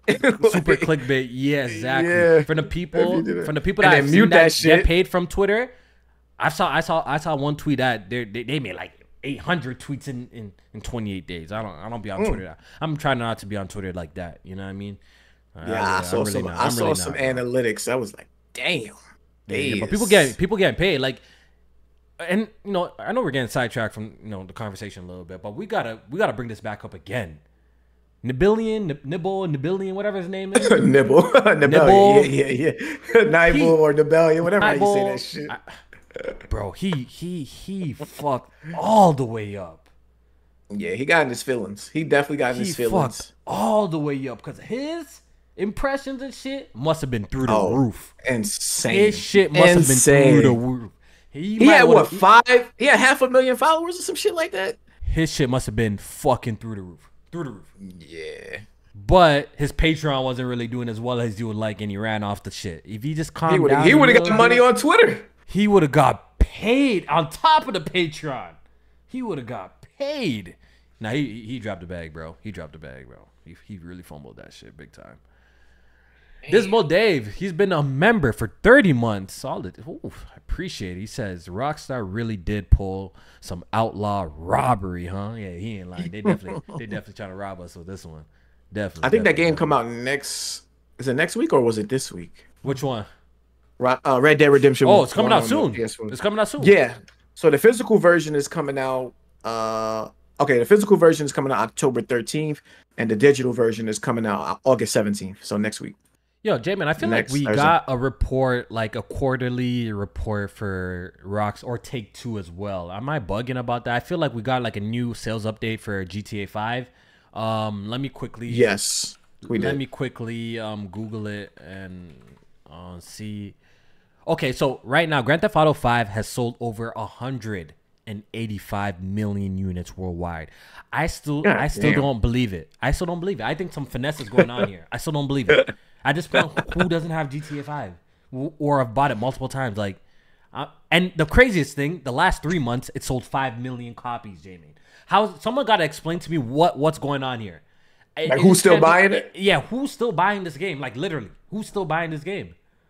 You gotta explain. It gotta be a finesse. I heard something to do with GTA Online. It still counts as a. I heard some. It gotta be a finesse. But they do regularly update GTA Online with new content, so it's not like it's a dead. I understand like, that. They be having DLCs for that shit like every month. Game, though, who's still buying this? I'm so confused. New people who never played it? New people who just turned 18? I don't fucking know. They just hit their birthday, 18th birthday. That's now mommy's crazy. like, I can get you GTA 5 now. Now you can play it. Like, I don't know. Top selling games of all time. I want to see where it falls. Top selling games. I think it's probably like number 3. I know what Minecraft is 1. I think Tetris might be 2. Tetris is a cheat code because, there's so many different variations of it. I think they count it under one umbrella. You know what I'm saying? Every variation of Tetris. Yeah, then what you got to say about Nintendo and all their variations of systems where it got the DS up and the 3DS up? But I'm saying I don't see Mario and they just add up every single Mario game in there. You know what I'm trying to say? Like there's Tetris. They did that with the Wii Fit. Wii Fit was attached to the bundle for the system, and that shit is or Wii Sports. The Wii Sports you're talking about. Yep, that shit too. Both of them. So the top 3, the top 5 selling games of all time is Minecraft number 1, which is that's impressive. GTA 5, which it's not. That's number 2. It's number 2. It's not gonna catch up to Minecraft because it needs literally another like what? Let me see my math. Like another like 50 million, 60 50 or 60 million more units sold, and GTA 6 is gonna be out by then anyways. Tetris had 100 million. Wii Sports, which is a cheat code because it was bundled in every single Wii, is a cheat code. 82 million. That's and like this one's a surprise. Million. This one's a surprise. PUBG. No, PUBG. Oh, but does this count like the mobile version as well, or is this strictly PC version? That's what I want to know. Maybe someone I in know the the chat PC version. I think did on well. Steam It did really it's still well. like the highest like concurrent players at once. I think PUBG But might still be at like number one. 75 million, wow. If that's all PC, that's impressive. If it's mobile, then it makes a lot more sense. You know what I'm saying? It makes a lot more sense if Yeah, it's mobiles included with that. And 75 a million. Shit. honorable mention, Mario Kart 8 Deluxe at 63 million units sold. Damn. Damn. It's catching up. That's yeah, that's another game that's always on the charts these days. Yeah. Well, speaking on Nintendo, there's some Nintendo news going on. Yes. Break it Finally down for us. we finally getting some little leaked information about the next console. The next, or there's be the Switch 2 or the Super Nintendo Switch, but Coming out, according to this rumored to come out next year too. rumor to come out next year, according to two sources from VGC, they saying that it actually might have an LCD screen instead of the premium OLED though, which probably is going to be to bring down cost. You know of they're the gonna system. re-release another version of the system with the OLED screen. With You the already O- know the play. You already know the play Yeah. that's going on here. So I do think that's an L though, because I do like OLED, of course, better than LCD. That shit is nice, but you know, Nintendo gonna cut corners where they can, and that's unfortunate. But it's gonna have an OLED screen. But I think what I like, well, not what I like, but what is like a confirmation here is that it is going to be like another Switch style device, being that it is going to have a screen. They gotta keep this going for a little bit longer, because I think even what they did internally was assign their handheld department, who used to make like the DS, the 3DS games. They kind of just kind of unified them to make games on the one platform. You know what I mean? Internally, I think they move some shit around to do that. So it makes sense that Nintendo is still sticking with this hybrid situation. You know, so they only have to develop one platform instead of making a traditional home console, then making another side device for the handheld. Because Nintendo's bread and butter has always been the Game Boy. You know what I mean? Like that's their thing. The Game Boy, the handhelds. It's always been. Yep, their the thing. DS, Game Boy, Always been their thing. You know, the handheld market, they got that on Smash. The handheld market is something that I don't think they're ever gonna abandon or leave. You know what I'm saying? Yeah. So the fact that we're getting a device that's gonna be similar like the Switch or a Switch 2 or a Super Switch, whatever it's called, it makes a lot of sense. What's interesting is a price point has been floating around, Jmaine. The Nintendo Switch launched initially at $299. Okay. This new rumored console is rumored to be $399. Do you think that's gonna deter people from buying it? My take is no. I think in today's climate, we've seen people pay stupid amounts for PS5s, all sorts of shit, GPUs. Right. I think Nintendo can get away with a hybrid console for $399. What do you think? If it is going to be a handheld or something, you know, hybrid, whatever I call it, the motherfucking handheld, It's handheld that's out in here. line with the PS4 in terms of like specs and power. I think 399 is cool, because what Steam Deck is like, they have a model at I think the $399, right? base model is $399 for the Steam Deck. Right. So yeah, I think they're gonna be able to get away with that. With the Switch 2 being $399, and then if it is a Switch 2, then they should have backwards compatibility as well. So anybody that might be having like little trepidations about not copying it because of that, then they'll feel a little bit more secure that their library will carry over. So a lot of times people be on the fence about that $399, but those people that are on the fence, something like backwards compatibility will carry them over. Everybody else that's just a fan of Nintendo games, they're gonna buy it at $399 without even blinking. Without even blinking. I think because it's a handheld. That's how I think a lot of people what look at it. Nintendo has to do well this time is, well, actually no, I don't think they'll even run into the same issue that they had with the Wii U, to be honest, because people actually like When marketing. Yeah, with the marketing. I was thinking about like, will they have a problem marketing this thing as a new device, or people are gonna think it's, because a lot of people felt like that was like the Wii U's thing. That's why it wasn't really selling. But yeah, because they focused on that controller. As I was actually watching that documentary I was telling you about, and I was like looking at a lot of the old advertisements. They talked about the Wii U as if it was just a controller. So a lot of people just thought, oh, it's just another controller. Yeah, Like, yeah, they didn't really rush out to buy it. So yeah. as long as they say this is Switch but more powerful, I think people it will 60 still sell because FPS, the Switch is 1080p. it's still popular. You know what I mean? The Switch is still Right. selling. It's so popular. So even maybe they won't have any marketing, in any troubles. So And expectations. they should have increased third-party support, so that will help too. Well, Like, Promise they Call of they Duty. come out. They got Promise Right. Call of Duty now, right? So That's definitely coming. But being that it is going to be a little bit more stronger, if it is like around the PS4, then yeah, I could see some more third party support and them coming out on stage and announcing that they got even more third party partners in line for this go around. Yeah, you know why? Because I think at this point, the games that we're skipping the Nintendo platform, I think they're like, you know what, maybe our games need to be on this device because clearly people on the device are buying games.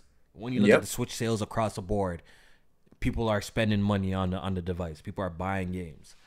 We saw your boy, I think Bobby from, what was it, Bobby Kotick? He said I think the court said he felt like he underestimated the Switch. So I feel like if it's gonna be as capable as something like a Steam Deck, or even since it's even a newer device, it should be even more capable than the Steam Deck, in my personal opinion. And I'm sure they're still partnered with NVIDIA, so who knows? Does that mean features like DLSS will be involved? Maybe we can see a lot of cool stuff come on Nintendo's next platform, and maybe there will be more multi-platform games on the device. So I think it's definitely a super exciting future for people who game on Nintendo platforms and or are fans of the Nintendo Switch. I think the new console should be great.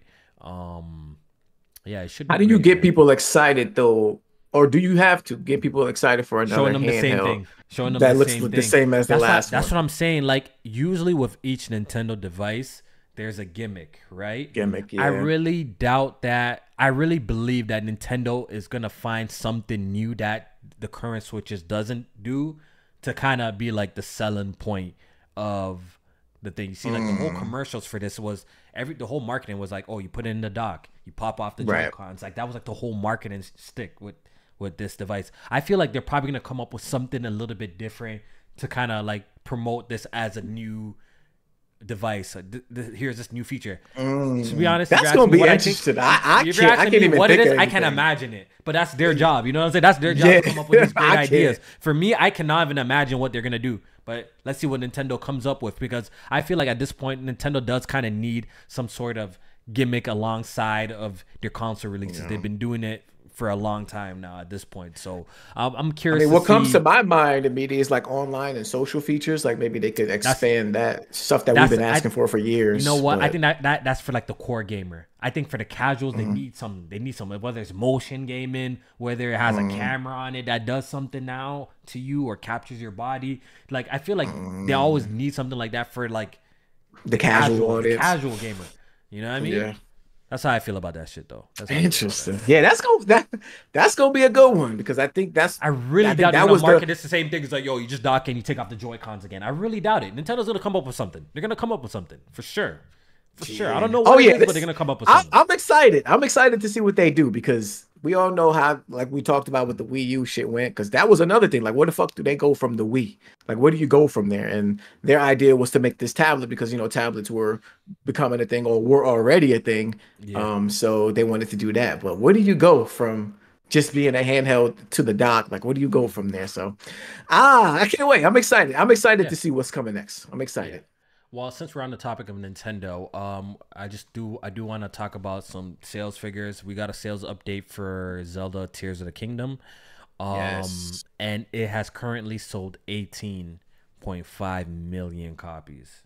Insane. It's fucking insane. Ridiculous. What, the shit been out for 3 months? Already at 18 million copies? Yeah, at this point, like, this shit is printing money. Like, it's legit printing money. That's absolutely ridiculous. The Switch itself, it's crazy. During that period, shipped 3.91 units, which brings the total lifetime up to 129.53 million total. And so, but this new Switch coming out, I think, it probably is going to settle somewhere between 120. Did you just say 120? 129.53. Damn, I think that puts it at what, 3? Number 3 overall. Low key, if they waited like a year or two, it probably would have reached like the 150 PS2 numbers. It would. I think it would. Yeah, I mean, the shit is still it's still selling good. It's still, that's what I'm saying. Like to still be doing like a 3.91 in a quarter. Like I know Zelda came out with it, but that's still like if you had it did more than the PS5. Like, trust me, Jmaine, if they had the games to follow plus like the whole special console, this, that, I think they could probably get this up to that 150. I think because you got to think like they're probably holding stuff like the next 3D Mario. They're probably I know Metroid Prime 4 the console. They're probably waiting for that. Yeah. So they're holding some things probably for the next one. But if it was another year of the Switch, which I wouldn't want to see that. But yeah. Okay, so my question is Nintendo gonna do the ultimate cheat code and kind of pull a Microsoft with and still consider it under like kind of like the same family? You know what I'm saying? Oh, nah. You don't think so? I don't think they're gonna do that. No. You know what I'm talking about? You know what I'm talking about, right? I know what you're talking about, but when Nintendo does that, it's usually like the nah. It's usually like the same like base, like a hardware, like what they did with the 3DS or the DS with the DS Lite and the DSi and shit like that. I see if they're gonna finesse the system a little bit. Like it's still under the same family. It's still under the Switch. Same family type of situation. So count our numbers up. Our numbers are gonna keep going up. Type of situation. Nah. They can't. Well, you just got me thinking. Like, what if they just come out with like a new dock that has like more power to it, but the Switch handheld shit is like still the same and all of that. Like. I doubt they would do that. We doubt that because we got the rumors that they're making like the whole different LCD screens and shit like that. So I don't think that's going to be the case. I think it's actually going to be internally is going to be like a totally different device with updated hardware and stuff like that. But speaking on sales, I'm confused, Jmaine. I'm very, very confused. So maybe you can help me out. One day I see a report saying that Final Fantasy 16 did well. The next day I see a report, the typical Square-Enix report, saying that it did not meet expectations. So which one is it? I'm uninformed. I'm letting y'all know I'm uninformed. I want y'all to tell me which one is it. Did Final Fantasy 16 meet expectations and did well for its install base, or it didn't? Because I got two conflicting reports. I can't stand Square Enix. Combination. We need to get that on the board. Combination. It's both of them, dog. So Square Enix at the earnings, report came out because literally a few weeks ago, they came out and said that Final Fantasy 16 had like met expectations and it's selling the sales are extremely strong. And then at the earnings report is, it didn't meet high-end expectations. What the fuck does that even mean? I don't even know what that means. Like, who has expectations and then high-end expectations? So it didn't blow out the door. So I guess it didn't, or like, you know what? Like it did well, but it didn't blow out the door like we expected. Is that what they're trying to say? How do you expect something to sell what it did and then expect it also to sell way out the door? That don't make sense to me. You either expect it to sell what it did or you didn't. Maybe they had a low front type of like expectation, like, you know what? Like if this joint sells like a little 3 million, we happy. But we're kind of hoping that it sells like 5, 6 type of situation. Is that what they're talking about?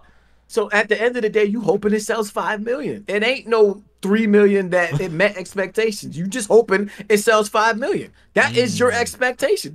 If any expectations you had, it's whatever the max shit is that you think it could hit. That's it. It's no middle, low end, high end. What the fuck is they just always never want to be satisfied.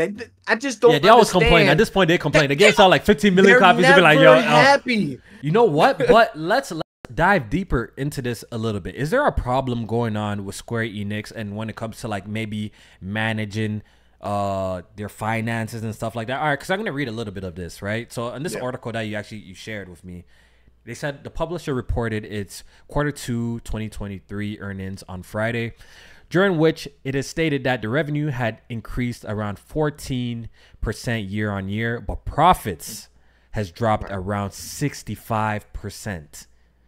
Yes. Their profits have dropped around 65% Q2 things. So is there some sort of issue going on with Square Enix when it comes to their, them managing their shit properly? Because it seems like we're in this constant loop. When they drop a game, the number appears to be like at a high number to at least us. Yeah, right, I remember like the Tomb Raider games did it, but they come out and be like, you know what, this wasn't good enough. Are they like needing money in development? Like, what's going on with that? Like, I don't know. Is there like some sort of issue going on at Square Enix? Do you have any take on this? The only information I did see about this whole like Square Enix and profits and all of that is that they something to do with like Final Fantasy 16 and them paying back the development costs over, instead of like spreading it out over quarters, they like did it all in one quarter. So now going forward, it's just profit. Yeah, they just got rid of it. I seen that. Right. So going forward now, everything that it sells is profit, but they're gonna take a hit on this quarterly report because they paid it all the development costs off all at once. So I don't know. I don't. Like I said, I'm not the deep tech analyst guy. I like numbers, but I ain't that deep into it. So I don't know too much about that. We don't care that much. We don't care that much, bro. We play these games, bro. I mean, if that is the case, that would make some sense, I guess, to what they're going on. But in terms of a management problem, I do kind of think they do have a management problem, because they also came out and said that they're gonna kind of slow down on the smaller projects, or like the mid-tier projects, and focus more on the big AAA projects. Which, I mean, like I said, I'm a AAA guy. You know what I mean? I prefer the AAA shit over. What does that mean? The mid stuff. Jmaine, I don't know if that's necessary. Does that mean like games like Octopath Traveler, like y'all gonna cease making? That's how I took it. Is that what that means? That's how I took it. That is how I took it. Maybe stuff like they did that one what was that Final Fantasy Origins game. It was at one point where Square Enix came out with like 3 games within like a week from each other. And I'm just like, how do you expect your games to perform well or at least your mid-tier or your smaller games to perform well when you're releasing them like that? I don't think that's a smart management process. I don't think that's a move either, to only focus on AAA. I don't think that's a move either. I don't agree with it either. Listen, I don't think that's a move. From a portfolio standpoint, I don't agree with it, because I feel like that's what PlayStation is kind of suffering from right now. Is this year we got Spider-Man, from like, at least first party wise, we got Spider-Man, and then of course they develop MLB every year. Every year. But other than that, like, it's slim pickings. Like, you got the Square Enix games that are coming out, but they could have used something like a Gravity Rush this year. They could have used something like a double A experience. Yeah, like a double A experience. Didn't cost too much, but it's a good time. Right. That'll hold you over. It's a good time. Right. I think we need more double A games in the industry, and and I think you're right. PlayStation should get Team Asobi to make an Astrobot or something, like a little platform, a little cool little thing. People will enjoy it. You know what I'm saying? People enjoy it. I don't know. Absolutely. So I don't know. Like I think they just have to learn how to manage their projects and how they come out. Like even this, because I think they haven't put out a AAA game before Forspoken since Final Fantasy VII Remake, which was 2020. Mm-hmm. And then now over a 12-month period, they're gonna have Forspoken, Final Fantasy 16, and probably Final Fantasy VII Remake Part 2. I forget whatever that shit is called. Yeah. Well, all of that's gonna be coming out over a year period. So you're gonna have a lot of development costs sunken at that point, and then you're gonna be looking at all small titles probably after that for a while. So I don't know. I just don't like the way they release games and then come out and say like they didn't perform well. Yeah, shout out to King Kovu in the chat. He says those smaller projects don't sell. They might, but the thing is, I think what people need. Well, how I understand this is that I think it has to go hand in hand with development costs of the game, right? I think a game could be successful selling 500,000 copies, Jmaine. I think a game could be successful selling 1 million copies. I think we have this notion that just we see all these games doing some crazy ass numbers that like I'm pretty sure every company would love their game to sell that much copies and reach that. But I think it should be relative on what you spend and see if it's when you do an investment, right? It's what you spend and what you got, and what you get back. Get back. So I think it's still worth it. Like if it costs Octopath Traveler, it costs $2 million to make the game. Let's just I don't know, but if it costs $2 million to make the game, and the game turns around, it sells maybe like 1 million copies, and it turns around like 20 million or 10 million. You know what I'm saying? I don't know, not doing the math properly, but profit wise, and is that really an L? That's not an L, right? The number might seem low in comparison. I don't know if that's an L though. Or Right. these Like you companies said, you take it gotta as look L. at I think it's relative to development. How much you it's spend making relative. the game. It is. It has to be. You have to look at each project differently. Everything can't That's how I be feel like. on That's how I a feel like. AAA Yeah. scale or sell like you expect all your AAA games to sell. It's just not going to happen that way. So, I just have. until we know what the development cost is of all of these mid, and maybe they are losing money. If That's they how. losing That's money, how. then I can't really argue that. And But yeah, I exactly. don't I think don't they know. I don't know help. the ins. I don't But think if they are losing money, I don't think they help the case when they bunch shit on top of each other like they do in terms of releases. I don't think they help it. yeah, so what's it called? I want to just throw another example out there, and we've seen this, right? And this is a perfect example. PlayStation with the PC releases, perfect example, Yeah, right? yeah, We've yeah, seen people yeah. in the gaming communities like, yo, what the fuck? These sales are These nothing numbers as is close. trash. These Right. numbers are trash. They are nothing as close to what these games did on PlayStation, even though they're old games that released them 2-3 years later, maybe a year later, two. You know what I'm saying?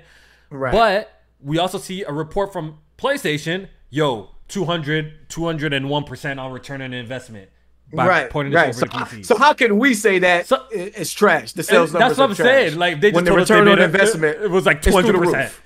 You know, like, yo, Yep. this port cost us maybe practically nothing, and we just made a couple of, maybe it's not a bad idea. You know what I'm saying? Right. You know what I'm saying? And I think the reason why the reason why I would question a Square Enix when it comes to something like that, with return on investment, is because we see some of the games that they make and what they sell, and they still are disappointed. And we're looking at it like, how much did you spend on something like this where you disappointed in 5 million sales for this game? Like, how much did that cost? So now I'm looking at it like, is the management a problem? Are y'all not managing this shit properly, and development costs is going through the roof to the point where you're not making a return on investment after a game sells 5 million copies? Like, that shouldn't be like that. Yeah. Well, interesting, man. I hope the best for Square games. I do like their games. I'm not like the biggest Square Enix fan in the world, but when I think about it, I've played a lot of their games like over the years. I've played a lot of their games over the years, and hopefully they see all the success and that they need. I don't know if this means that they get acquired. I always felt like, PlayStation buying them. I know people want that to happen, but I always felt like that was like a waste. But people say it's like a defensive move, like so nobody else buys them. So I guess I could understand that a little bit. But Yeah, they might be able to help them manage that shit better. If anything. maybe PlayStation could, maybe they do step in and it does improve your management. You get Shit, the but PlayStation great marketing and stuff like that too. So I don't know. I got a video cooking right now on PlayStation management. yeah. And that shit ain't what it used to be. I tell you that much. 3 years into the generation, we definitely never felt like we didn't know the future of what PlayStation was, and I definitely don't. I feel like I don't know. You feel like you don't know? Yeah. No. You know what? I guess we'll get more of a picture a little bit, because there's a rumor going around saying that PlayStation internally delayed a whole bunch of their first party games. Did you see that flying around? Yeah. Yep.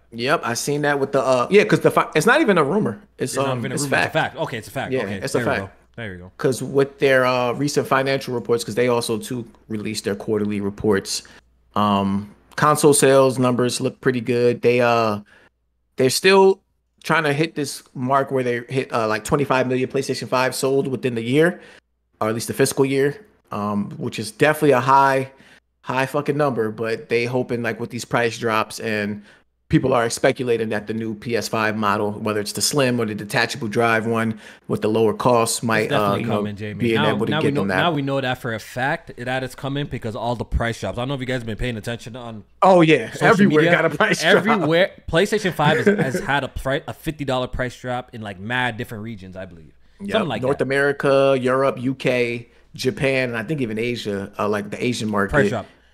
Price The only drop, reason why $50 you're at least. doing this is you got you're trying to clear out inventory, or you're probably trying to sell as much consoles as possible because you got a new unit coming, bro. Only reason that makes sense. And the fact that they're willing to go this low, Jmaine, maybe you're right. Maybe I was thinking like $100 difference, but maybe it's gonna be a $50 difference. Like the new model. Oh yeah, the new model. Maybe be a $50 difference, and the disc drive will be like maybe $50 or $100 or some shit like that. I could see that being a thing. Yeah. So in addition to those reports, where people are talking about the internal delay, is their forecast. So a part of their forecast for the fiscal year 2023 forecast is a negative on that forecast is that impact of changes in the launch dates of a portion of their first party titles. So the reason why people are calling them internal delays as well is because we never got any release dates And we for don't even any know of the these games. yet. And we don't even know the games. We don't even know the games they're talking about. We don't even know what games they're talking about. So whether it is the live service games that they announced at the last State of Play, I mean not State of Play, showcase, which we don't even know what type of game, like we know what type of games are, but we don't know what they look like, and they only said 2024. So this internal delay, I think it's only impacting like I think so the rest of this year and then the beginning of next year. So those games in 2024 can still reach 2024. It just might be later in the year. So that could be the 2 live service games, Stellar Blade, which is a first party like published game. Remember what I said about that game, Jmaine? Stellar Blade. Okay. Well, let me watch my tongue because I was about to say something wild, but them games ain't coming out. Them games ain't coming out, bro. Them games ain't coming out. Stellar Blade, Rise of Ronin was another one. That game will come out because it's from a trusted publisher. That's from a trusted publisher. That game's coming out. But Stellar Blade, it's a rumor going around that Stellar Blade was in shambles. Like when PlayStation came in and decided to like help out, that game was like not looking good. So we might not see that game probably till like the end of next year at the earliest. I don't know if that rumor is to be believed. But I don't think that game. I think that game is in the same boat as that. What's Lost Soul Aside? Lost Soul Aside. Same boat as Something Meets the Wind. Same boat as that. Oh, that Wukong. Wukong game. They're all in the same boat. Black Myth, Wukong. I think it's in the same boat of that other game that looks so too good to be true. Phantom Zero. Apparently they just started development, and then the game looks that crazy. Like they just started it like last week. And they already got that. Like, Black Myth looks so good though. Low key, I'm putting Stellar Blade in the same boat as all of them joints, bro. I'm sorry to tell y'all boys that. Hey man, when the games come out, we'll be happy, but I don't think they're coming out. Unproven developers. I'm not mad at that. I'm not mad at that. At that feeling. I don't think them games coming out, bro. Phantom Blade Zero, bro. I don't think them joints coming out, bro. But not like so. Looking at what we're hearing for internal delays, you add that to the fact that anything that they showed at the showcase, other than like Helldivers 2 was 2024.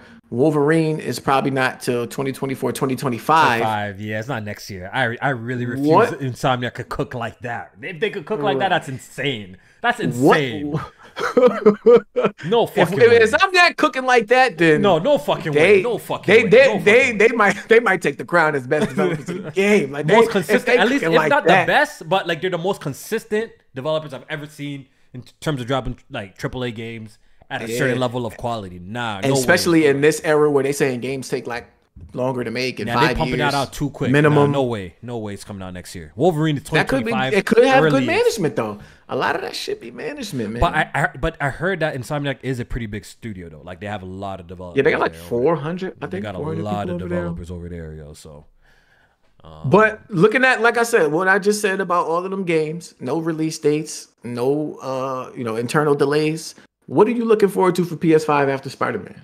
Like after that Spider-Man, know of. Okay, when it's coming to straight up first party, like you said, we don't know. When it comes, look, they have announced a whole bunch of these games as a service, but the way that they ain't show shit. Yeah, the way that they were presented is like they're all CGI. So how am I fit? Like I can't legit get excited. You can't get excited. I'm sorry, exactly. I'm sorry, they're new IPs, and we've seen CGI. I don't know what to feel about that.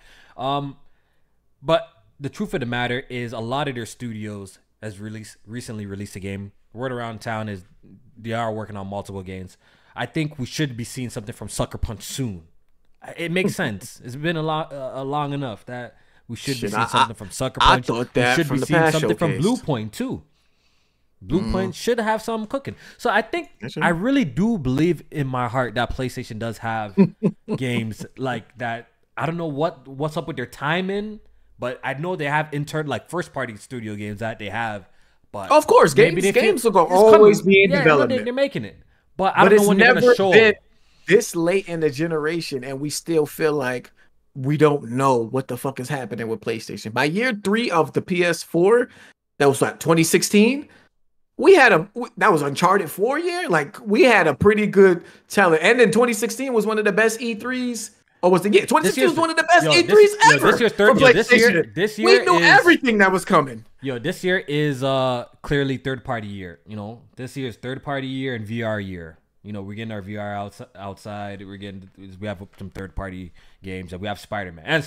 You know what I mean? Shout out to Ryan McCaffrey. They was on that boy head top for that VR. I don't know if we get into that. Are we done with talking about the PlayStation? So we can move on to the VR. We can move on because that man was spitting. I don't know. He was spitting facts. Perfect. Yeah. Okay. I'm jumping on that ledge with him. You know what I mean?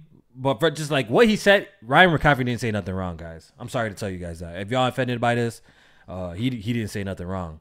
First of all, the no games term is hilarious. That all of a sudden it flipped. People don't understand the no games. Obviously, when somebody says a platform has no quote unquote games, like the platform has games, duh. But nothing substantial, no first party, no like the system sellers, the bangers. No systems, the bangers. That's what the quote unquote no game terms mean. Now all of a sudden, all the PlayStation guys who use that the most don't understand. They got amnesia. No games terms mean. And what he said, niggas started posting the PlayStation Store. I was crying. yeah. They started like the Xbox. So the Xbox dudes literally could do the same thing. Just okay, let's go on our store and just scroll. You keep on saying Xbox dudes have no games. You know what I'm saying? So like all of a sudden, like that's what I'm saying. The fanboys, like they honestly, I think they're not wired right. Clearly, like something's not right up there. Like, but. Why Ryan McCaffrey didn't say nothing wrong is that how I felt about VR initially when it launched, bro. Outside of a handful of games, Jmaine, like the Resident Evil 8, Call of Mountain, maybe something else, bro. Majority of those games are already on other platforms. A lot of them games were old. All of them. Yeah. So I'm just saying, if you're a VR connoisseur, let's just say you're a VR connoisseur, you have Oculus, because that's like the most popular VR headset. You low key had access to a lot of them games at launch, bro. That was available on the PSVR2. A lot of them joints. The thing I would push back on that we're available already. But they marketed PlayStation VR to the PlayStation gamer, so a lot of them aren't VR connoisseurs. So to them, that's a lot of new shit that they never experienced before. For me, so someone I get what you're saying. Someone like you who has had other headsets. Yeah, you know about games all that shit. The Pavilion or Pavel? That was already available. Pavlov, that's been available. The golf game, I've been playing that with Blaze. He was bragging about. I remember shout out to Blaze. He was bragging about that game. I'm like, yo, bro, we were just playing that on Oculus like a couple of months ago, bro. Like we've been playing them games, bro. It's nothing to me. So I can understand from that standpoint. Where the no games come, because if you're someone who already had like a VR headset, like you've been good outside of a couple of games. I think where PlayStation definitely needs to improve with the PSVR2 is that it does need more handcrafted first party content. But I think that's going to be hard because the PlayStation guys don't want that too.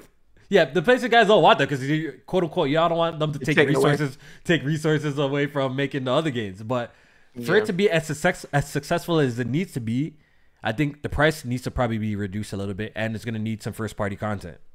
It's gonna need its own Killzone game. It's gonna need its, you know what I mean? I think that's what's gonna help move the units. Personally, that's what I think. The thing, So what you're saying is that stuff like that, the blockbuster names will help move the units, but I hear a lot of people who have the VR2 say like those don't even be the best games to play on there. It be the smaller titles and the ones that get real VR with it.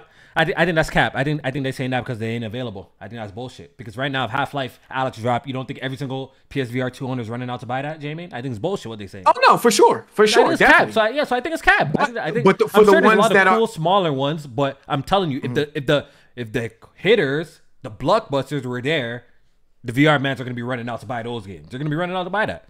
Straight up. Shit, I would, but what are we talking about here, bro? They're running out to buy that, bro.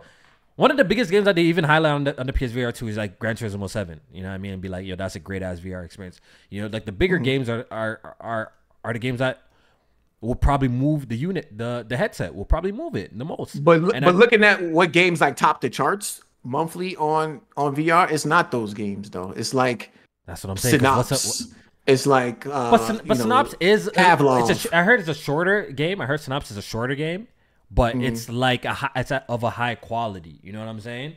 It's of a high quality from what I've been seeing of it. At least it doesn't look like, because I played VR games like Gunjack, and it's clearly like a little bit like of an arcade game, shoot 'em up. You know what I mean? Like put on your head and shoot 'em up type of situation. So I'm just saying, like the on rails type shit. the on rails, yeah. So I'm saying that I think if there was a bigger and better handcrafted VR games, it probably would help the device and stuff like that. So I'm not really mad at anybody. It needs both. It needs both. It does. I agree with that. So I'm not really mad at like Ryan McCaffrey's comments about it, saying that like quote unquote there's no major games, because I know there's some releasing, like I believe was I think it's called Firewall Ultra or something like that, or something like that. I think there's games. Yeah, Firewall Ultra. Yeah. Okay, ice mama. I thought your teeth fell off for a second. I'm like, you got dentures, my guy, bro?